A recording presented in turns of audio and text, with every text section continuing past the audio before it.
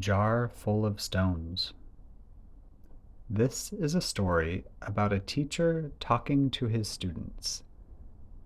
He walked into his classroom and took out a jar from his bag.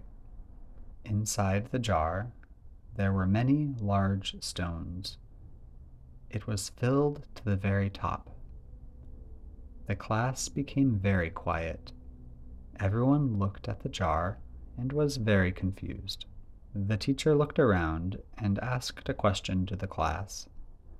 Is this jar full? The students all looked at the jar. The stones reached the very top of the jar. Everyone nodded, and some answered, yes, the jar is full. The teacher turned around and reached under his table. From it, he pulled out a bag of pebbles. He lifted the bag and poured the pebbles into the jar of large stones. The pebbles went in between the large stones, and again, the jar was filled to the top. The teacher smiled and asked the same question again. Is the jar full? The students all laughed. Some said, okay, now it is full. The sand. The teacher laughed, but then stopped.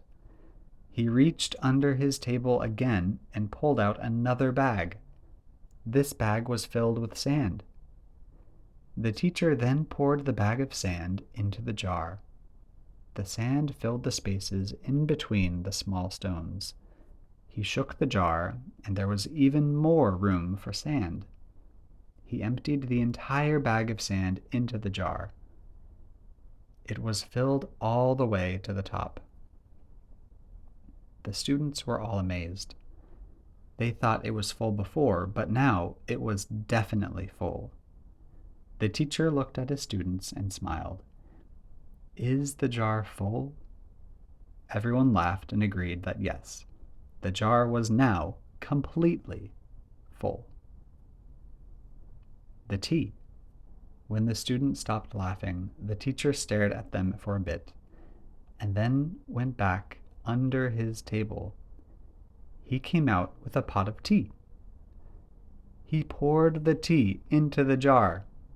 The tea mixed with the sand, filling in the rest of the space that was left. Once again, the students were amazed. Your life is a jar of time. Finally, the teacher began to explain what he was doing. This jar is a lot like your life. You can choose what you fill it with.